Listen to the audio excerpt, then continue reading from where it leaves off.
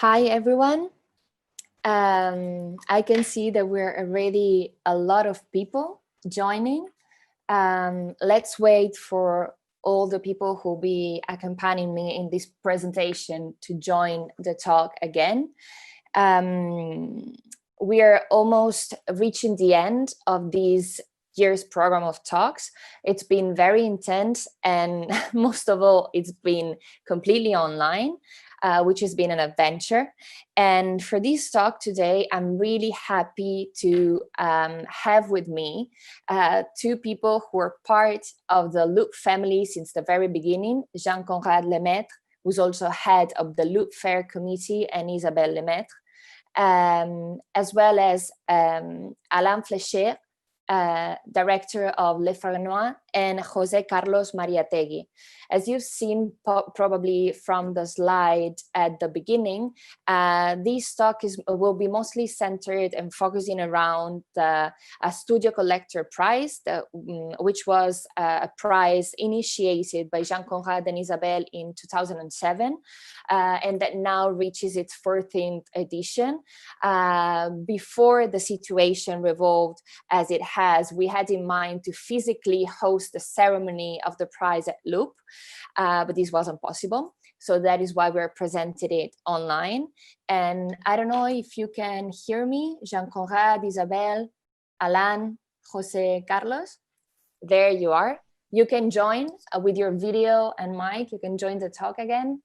Hi, welcome. We were here before chatting before going live. Hi, thank you so much officially also for joining us in this presentation. And as I was saying before, this is not only an occasion to, release and know more about this 14th edition of the prize, but also maybe to have a conversation on the importance of such awards in the, circumstances that we're all living, and most of all, the support that such prizes give to young artists. But you will be able to explain this to us better in a few minutes. Before we start, I just want to, thank Jean Conrad and Isabelle for their involvement with Loop, even at a distance. It's the first edition that they miss in presence, and we missed you a lot. But you can see they also have the pin, the Loop pin, super professional, one of a vintage pin from one of the very first edition of the fair. So without further ado, I'm just going to dash out. I'll leave it to you. And just for you to know, the people who are listening, you can also watch the presentation live on YouTube, on Le Fresnoy video channel, and on their website. And if you want to drop any question, you will be able to do it in the Q&A section below. See you at the end of the talk. Thank you, Carolina. Thank you to Loop. We are very happy to have with us Alain Flechier tonight, directeur et fondateur du Fresnoy, et José-Carlos Mariategui, writer, sorry, I started in French, I think, writer and the curator with us, who is going to remit the prize. So we are going to give first the word to Alain. Thank you, Alain, in advance. Thank you to everybody. Thank you to Loop to host this 14th edition of the StudioCollector prize created by Isabelle and Jean Conrad Lemaître. I just say a few words about the Fresnoy. What is Le Fresnoy? Le Fresnoy is a multidisciplinary art school mainly based on the production of art pieces by the students in real scale, with professional means and high-level intellectual tutorship. So we are not preparing our students for the art market, and that's why Isabelle and Jean Conrad action is so important. They prove to our students that even if they don't work for the art market, art lovers and art collectors can be interested in their work and support it. And this support is at the same time very efficient in the material way, because young artists are poor, but it's also important in the symbolic way. It's a great encouragement to go on with their work and then research. So I thank you, everybody. I'm very pleased to be with you. Normally we are really together, but now we are together anyway. So I'd be pleased to answer any questions about what we do. And again, thank you to everybody joining this prize. José-Carlos. Well, thanks to Loop also for hosting this 14th edition, and I'm really honored to be the jury of this year's StudioCollector Prize from Le Fresnoy, a prize initiated by Isabelle Jean Conrad. And I'm also, of course, pleased to have this conversation with Alain. And perhaps I would point out certain things that I think are important to mention with regards to the connection between collecting, which is something that Jean Conrad and Isabelle have been doing for quite some time, but also supporting artists and the role they had in the last 20 years. I know them for the last 15 years, and I think that their way of collecting, especially promoting and being involved with young creators, is also a way of enabling new works, enabling new creations, new ways of seeing video art. Because we many of us that we've been involved with video art, we know, of course, historical video, we know contemporary video art, but in a way, when you work with younger generations, you are also seeing what's video gonna be today and in the future. And I think that's something very exciting. And in a way, I think Jean Conrad and Isabelle are breaking the paradigm and buying art always from, or mostly from younger talents. And that's also a very significant point about their collection. Well, from the beginning of our collecting video, we have always been focused on young artists. Even the ones today, they are older and they are more well known, but at the beginning they were young and unknown. So in fact, what we appreciate very much in this collaboration with the Fresnoy, because it's a prize which was created in collaboration with the Fresnoy, is that Le Fresnoy is a place of experiment. You know, it's a place of experiment, and we, as collectors, we are very interested in young people, of course, and emerging talents and whatever. But we are also interested to be with a place like Le Fresnoy, because we are looking also for new things, for experiments, for new trends of, the new ways of thinking of young artists. That's really that. And we met José-Carlos thanks to video, and Alain, of course, as well, because we were in London at that time. He sent us a mail because he had seen the exhibition at La Maison Rouge, and as I'm quite often reactive, I answered back almost immediately, and we became friends like that. And José-Carlos was the curator of our 2 exhibitions in Peru 10 years ago.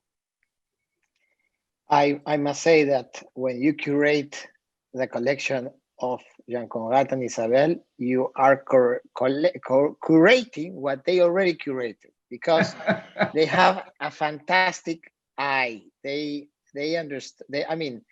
I think that we had lots of talks in London. We watched most of their collection while we were doing the selection for Peru. It was shown at the Museum of Art in Lima, which is the most emblematic art institution in Peru.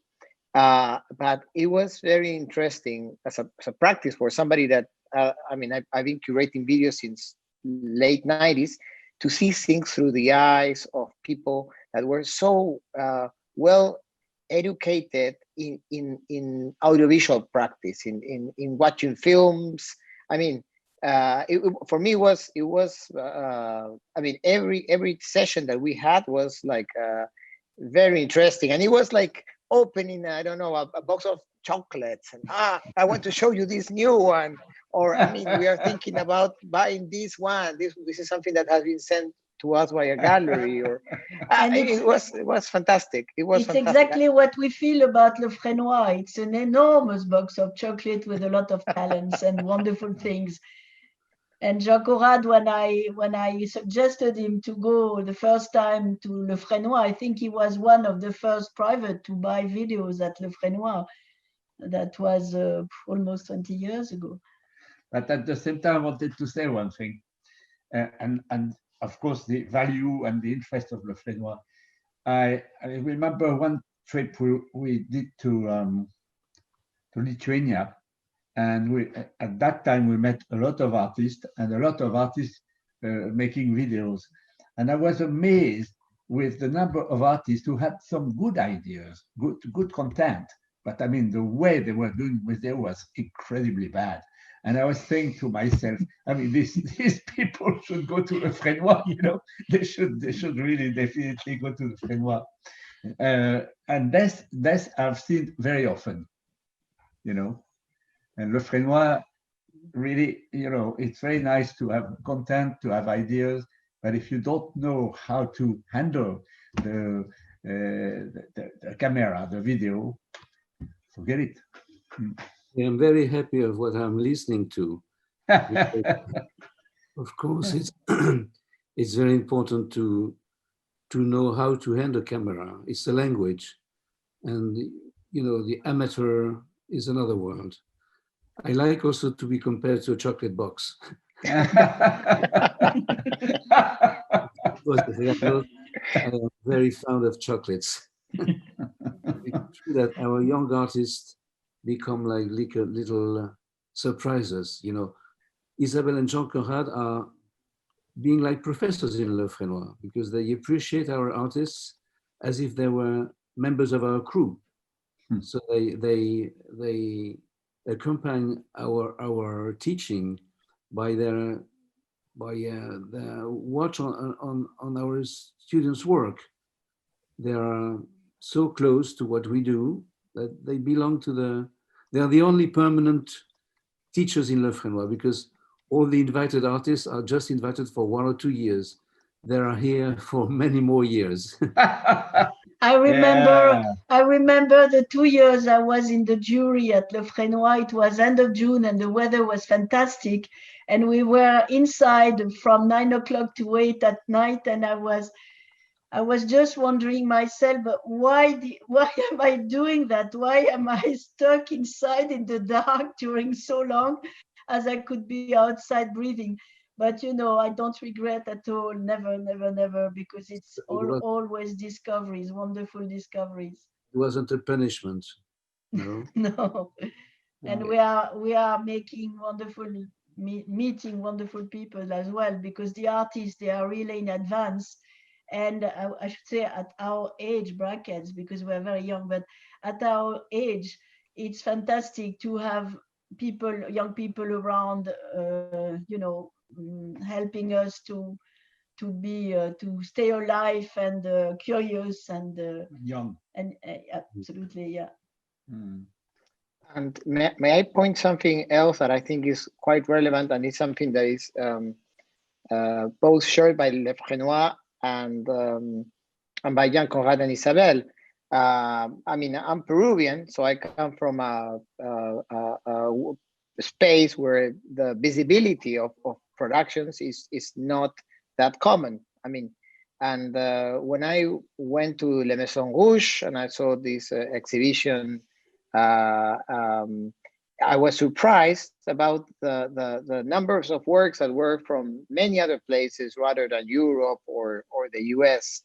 Actually, I think there was none by the US, but this exhibition, on Vision du Monde, one vision of the world, or many visions of the world in some way, it made me clearly, I clearly understood that Jean Conrad and Isabelle were also interested at looking and a diversity of visions of the world, of understanding the world. And I think that that's also very interesting in the case of Fresnoy, because it's an international school. It's diverse. It has many people from different backgrounds, and many ideas that come from there. So I think that diversity, which is captured in the collection of Jean Conrad and Isabelle, is also what it's the engine of Fresnoy, apart from its top work within the technical, the conceptual aspects, no? But I think that element is quite important. I think the exhibition at La Maison Rouge, to talk about it, it was a first-class exhibition. But the thing is that there was, as you said, it was a big diversity of images, of places, of countries, nationalities, and so on. I would say today that we have videos from all the continents. And in fact, at La Maison Rouge, it was very interesting because I went outside, you know, I went inside and I went outside. And then when I was inside, you had the feeling that you were in the courtyard of a school, of a primary school, and all the children, some were crying, some were fighting, some were playing, and so on. And I think it's incredible, you know. I mean, you are in the middle of a lot of people, and then you go out from the exhibition, it's silence of death. So in fact, my opinion from this experience is video is life. Video is really life, you know. And it was interesting because at the entrance, there was somebody and he was saying, what is this, and so on.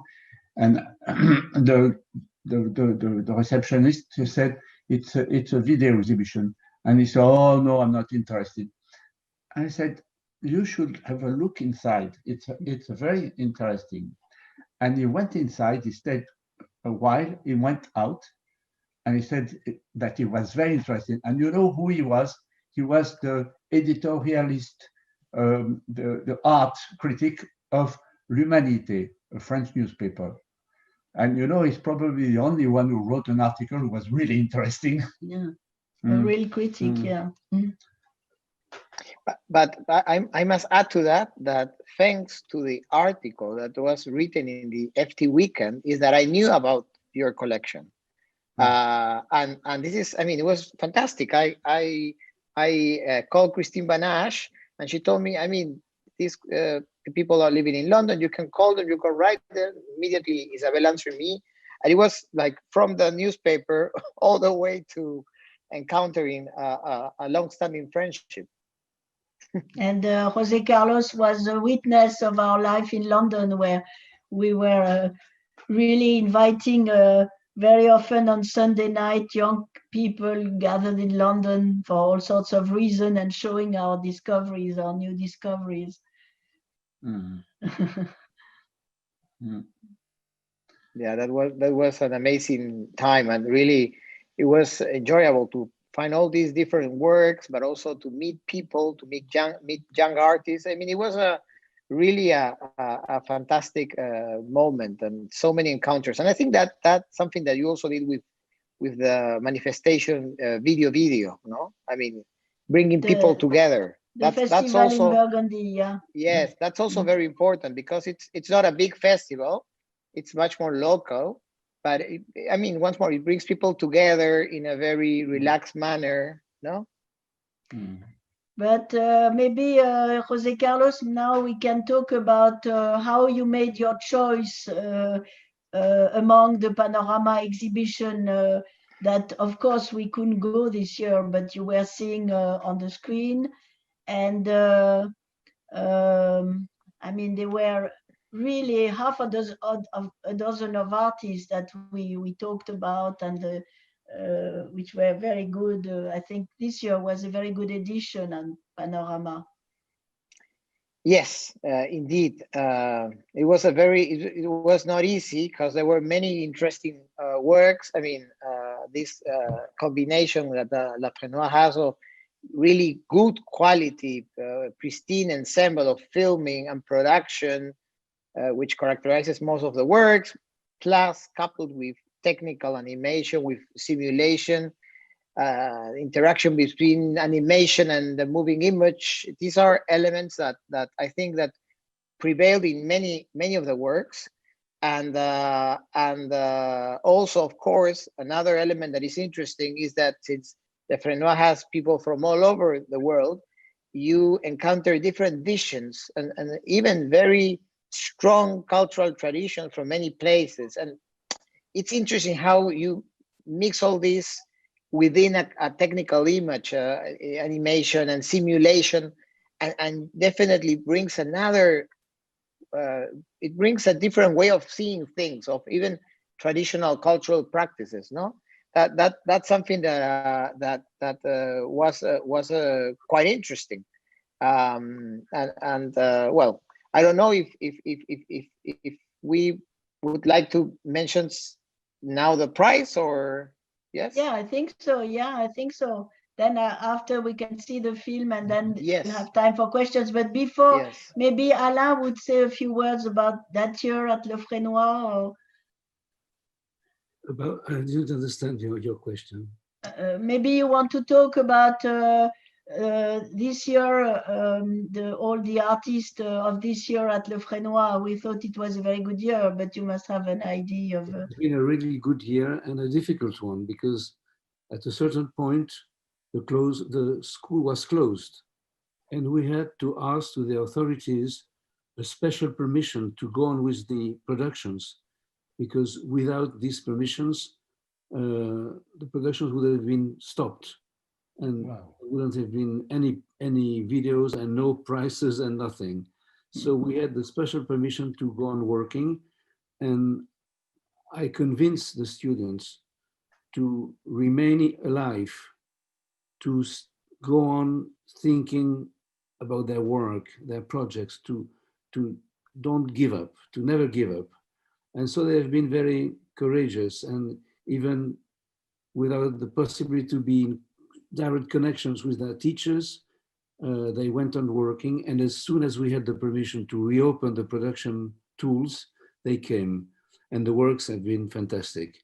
And I must add to what has been said by José-Carlos and you both, Isabelle and Jean Conrad, that an amazing thing is that even students coming from countries with very little technology development, like some countries from Africa, we discovered that young African artists coming to Le Fresnoy used very easily the language of video, but still to speak about their traditional culture.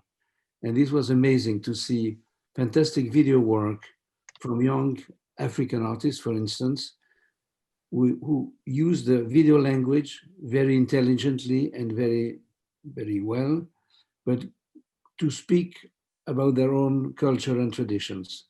This is very fascinating to discover that even people who are not familiar with these tools and languages in their own country, as soon as they come to us, they become very brilliant, and they can use these technical and new languages as well as any French or Italian or German young artists.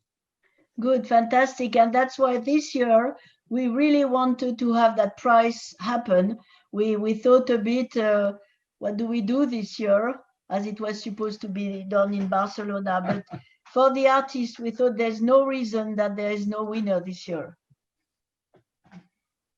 Yes. So, José-Carlos. okay. First, before I give the announcement, I will add something to what Alain said, because I really strongly believe on artists that are bringing their own culture.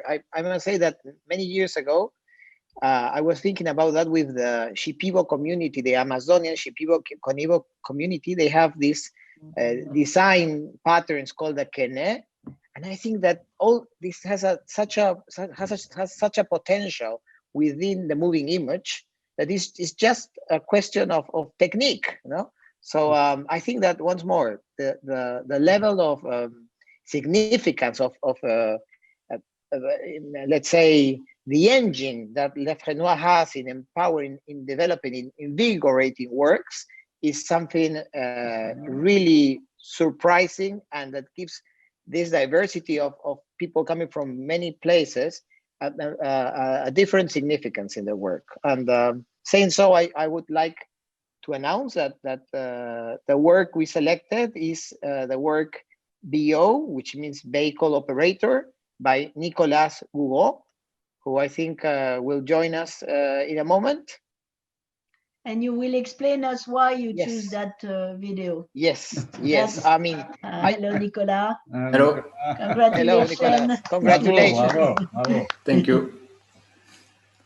So I mean, I just want to say that thinking about Le Fresnoy, thinking about the sight and the eye of Jean Conrad through those eyes, and Jean Conrad and Isabelle, I think this work represents many of the elements that should be present today in contemporary video art. I mean, the world is changing, and thus video art as a cultural practice and as a medium is also evolving in new ways and spaces in which its audiovisual vigor prevails, and in that way it should maintain relevance. Okay, so today the means of capturing data, as well as the technological developments such as computer simulations, sensors to gather data, produces new possibilities on how to create works of art that give a critical view to the current state of things in society, to what's going on in society. In that sense, the work of Nicolas represents a way of visualizing contemporary society through the lens of what Shoshana Zuboff described as surveillance capitalism, no? With regards to how we live in an informatized society, and how does technology translate the world that we see into around us into information, no? So we know that capitalism is a system that treats humans as objects or resources in a way, but technology companies like Uber, in the case of the work that Nicolas worked on, these companies, these technological companies, are reaching a limit. A limit that is even more sinister, as its operations are based in hidden techniques intentionally designed to exploit what Zuboff calls the digital detritus of human consciousness as its main source, its main resource. No? So I think that Nicolas assembles evidence for building an audiovisual narrative which combines video, memories, techniques, and many neglected or uncommon sources of what we can define as spatial knowledge into this kind of polyphonic work, understanding the limitations of highly rated sensors and computer technology. Because one of the things that this work also show us is that the limitation of computer technology. So I think that Nicolas Goudreau's work invokes several ways and strategies that define video art in the 21st century. If I can bring it in a sentence, it could be a complex assemblage of layers of cultural and technological information that spawns critical views and allows to question the human condition. And I want to finish with the word human condition, because I think that's also part of the ways in which Jean Conrad and Isabelle had always seen their video art collection. And I think they are right in that their collection, in a way, is showing different layers, different perspective about the human condition. Can I say a few words? Yes, of course. Yeah, I want to thank you very much, all of you, for this prize. I'm very, very happy to receive it. And first of all, I want to thank you, José-Carlos, for for your choice, but also the words that you just said. And I'm really impressed by your kind words. And it's really good for me to hear that, because it's a film that I finished very, very not long ago. because since this year at Le Fresnoy was very complicated, we had a lot of issues and a lot of us like finished their works very late. And actually I finished like 3 or 4 weeks ago. So for me, it's all very, very new. And to hear this kind of feedback is the first time that I can, you know, like hear about the work. And it's really like, it makes a great impression on me. And thank you very much for that. And also I want to thank Isabelle and Jean Conrad for making the prize like possible, and also in these conditions, because I didn't, like most of the people at Le Fresnoy, I suppose I didn't know if it was even going to happen because of the lockdown, because of all these issues. And so I'm very happy that it still took place, because I believe that it's important to, you know, to support artists in these times where, like, you know, the possibility to go and see artworks in a museum or in cinema is very complicated, much more than before. And it's a whole issue with film festivals, but also with art exhibition. And I think this kind of move to make like the prize online is very important. And I want to thank you very much for making it happen. And also yeah, to like, I want to thank the team of Loop Barcelona, because they like arranged the technical you know, like possibility of this meeting, and I want to thank everyone who was involved. And of course I want to thank people from Le Fresnoy who made it possible. So everyone who was part of the project and who made it possible. And also, if I can just like name a few people who were like deeply involved. So I want to thank François Willig, who was head of production on my project and helped me a lot. And if it wasn't there, I couldn't do it. And also Félix Rem, who was the editor and who edited with me the film. And his help, like with my previous project, was very important. It was really a discussion. And also, I won't name everyone, but just yeah, just thank you to all the people involved, and also the people who participate in the shooting. And I'm very happy to be awarded this prize. And yeah, thank you all once more. Well, congratulations, because we thought your film last year was already very interesting. So I think we think you really deserve it. We will have answer and questions and answer time at the end. So stay online.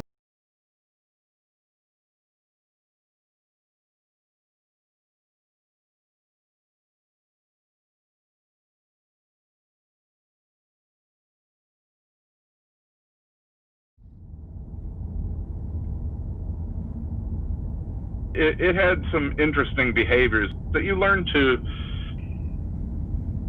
adapt to. We would get weeds along the side of the road, and if they didn't keep them trimmed, well, they would grow out into the road, and the car would view it as an object that it can't go around. So it would just come to a stop because there was a weed.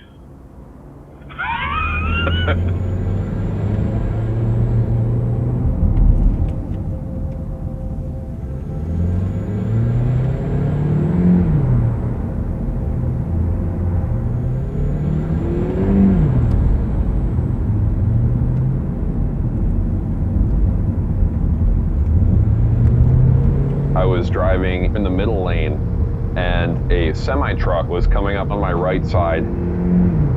It doesn't like that normally, especially when the software was pretty new. It fully threw itself to the left, and I had to catch it because there was another car on the other side of us.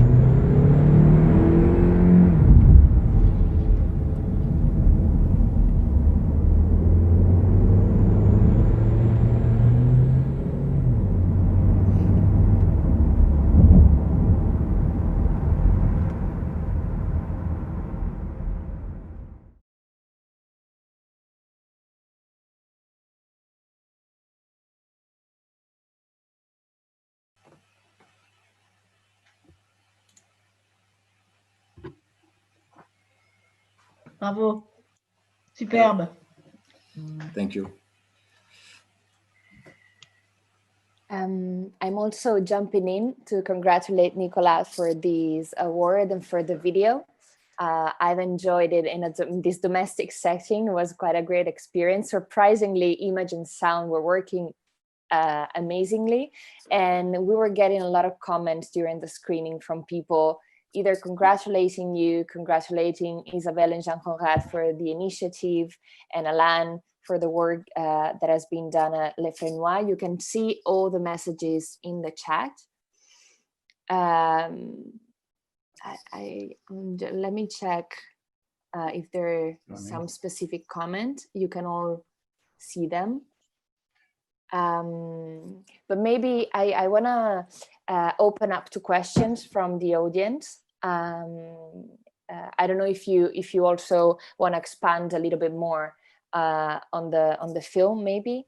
Otherwise, I have a few questions to help make this transition so people can think about what to ask.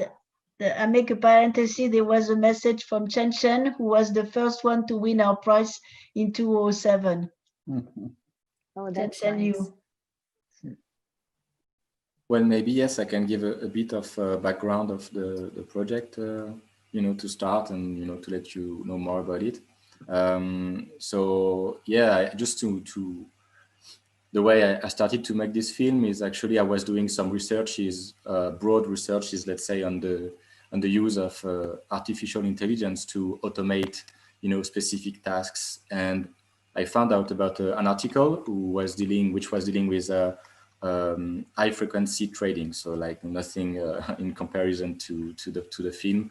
But in this article, it started with the accident. So that's how I got to know the accident, the Uber accident, which happened in 2018. And it was focusing on, what went wrong with the software of the car, which led to the accident. And that was his angle. It was to say that we cannot know what the car was thinking at the time, because the way the algorithms are coded, we cannot know that. So it's like a black box. And so I found it quite interesting. But at the same time, in the article, it just like referred to the person, to the person who was behind the driving wheel during the accident. And so I was quite astonished, because first I discovered that there were like autonomous cars who were trained in the streets. And second, I discovered that there were people in the so-called autonomous cars. So I decided to investigate much more like this side of the accident. And that's how, that's how I chose my angle with this stories. I wanted to focus on the making of the gaze of the machine. So how you create a machine that can look around, that can feel its surrounding. And I learned more about the task of vehicle operators. So vehicle operators are people who just sit behind the driving wheel of a car, which are trained to drive by themselves. And so that's what was much more interesting to me, is how you have all these fantasies about like autonomous technology being like which get rid of the human. But on the other hand, I discovered that to train these technologies, you have to rely on human, and it's actually quite off-putting and boring and tasks to do. And so it's very low paid and low skilled works. And so that's what interested me more. It's this kind of situation of paradox, that you have a technology that's meant to be autonomous, which rely heavily upon human, which are not fit for this kind of training. And yet it's mandatory to do that, because it's a matter of like money, of technical issues. And so the training has to be done that way. And so this kind of paradox of like the human cost, let's say, of the training of autonomous technology was much more my point of view and my angle into the project.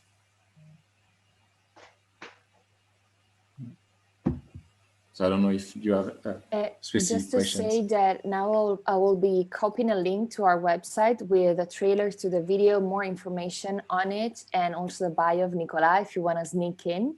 But as you were explaining, if you allow me to ask a question to open up maybe the debate, as you were explaining the concept of the video, I was thinking about this idea of the humanization of things that we seem to be a lot obsessed with. And after the accident, there were a lot of articles around this idea of smart car being the future of humans, which is something that it's scary, but it's, you know, behind the corner in a way. So it's more a comment than a question, but I think it's really dangerous when we want to attribute, you know, features, human features to objects. There are a lot of, you know, debate around object-oriented theory right now. And of course, that is a big jump to smart car, but in a way, it just made me thought of that. And I feel that it's a super urgent and pertinent debate. So, yeah. Yeah, but my idea was to kind of jump into like this sort of debate, but to also state that it's much more, in a way, it's much more mundane, like the way these cars are trained and the way a lot of technology of so-called automatic technology are working right nowadays is heavily dependent on human workers. And at the same time, I was reading a book by Antonio Casilli, who's called En attendant les robots, and he's like really searching into this topic of the humans that do the work that robots are meant to do. And so it's just like you believe it's robots, but it's actually human, because the fact is that human cost less than machine. And so it's a matter of money or sometimes in the end. And so I wanted to, in a way, my point was to be also much more mundane regarding to this topic, because I know it's a heavy and deep topic. And I wanted to kind of focus more on the human side of it, and also how you could, the kind of interaction that it created between the human worker and the machine. Yeah, so I just we get a comment from Jacques saying it is a sort of new modern slave state linked to IT technology and applied today in too many areas. Yes, what you were saying. Yeah. I don't know if you want to add something, José-Carlos, Alain, Isabelle Jean Conrad, to what we've just seen. José-Carlos, do you want to? May I ask you? I mean, usually I know that you've been working with forensic architecture, and I know that they use this type of open source investigation. So most of the information that you gathered was available on social media or online, or did you have to ask for a specific source of information at some stage?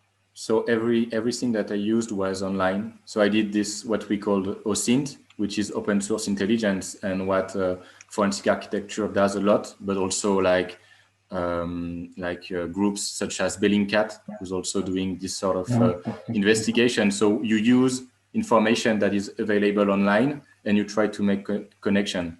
So like I use the same kind of tool. For instance, I also used LinkedIn to get in touch with actual vehicle operators. So the people you hear in the soundtrack, I got in touch with them using LinkedIn, because most people just say, you know, they work as vehicle operators. And the documents that you see at the end is documents that were requested by an investigative journalist in the US after the accident. So he asked the police to release the documents, and then he sent me the link because I was in touch with him. So there was a heavy investigation process at the beginning, and then I wanted to move away from, for instance, what forensic architecture does, which is very pinpoint responsibility and say, okay, this one is guilty, this one is guilty. I wanted to be broader. So I wanted to start with the same tool, the investigative tool, but then I wanted to become more abstract and to talk more about, like you said, I like that, about the human condition in a way. And that's why the film ends with this very abstract shot, because Yes. I wanted it to finish in a much more general way, you know, and not pinpoint something specific. Okay. Well, thank you so much for this opportunity of seeing your film. I don't know, the circumstances are really complex, but do you have any other screening planned online that we can suggest to people? For this project? Yeah. Not for now, because it's being sent to festivals. So for now, I'm just waiting for, you know, like the premiere, and but it won't be before like next February or March, I suppose. Okay. So yeah. We'll stay tuned for that. Good luck. So thank you so much to all, Alain, José-Carlos, Nicolas, of course, and Jean Conrad and Isabelle, part of the family. We miss you so much. Thank you all for joining in. I will be sharing with you all the comments that we've been getting in the chat, so you'll have time to look at them later. And yes, have a nice evening. Thank you. Hopefully we'll Thank you. see soon each other in person. And thank you to all the friends listening. Thank you so much. Thank you. Bye. Bye. Bye bye. Bye, bye. Thanks. Bye bye. Bien. Très bien. Les gens qui sont dans l'assistance, on ne les voit pas. Non. C'est la conférence TF1. Ok. Bon, ils étaient tous là. Super. Super. Encore bravo, Nicolas, et bonne chance au film. Hein. Merci beaucoup. Bon trajet, bonne trajectoire au Pareil. film, et vous nous tiendrez au courant. Oui. Bien sûr. Voilà. Merci encore. José-Carlos, you, merci José-Carlos. encore. Hein. Merci, Un plaisir. José-Carlos. Talk to you soon. Hein. Bye. Okay. Thanks. Au revoir. Bye. Bravo. Hein.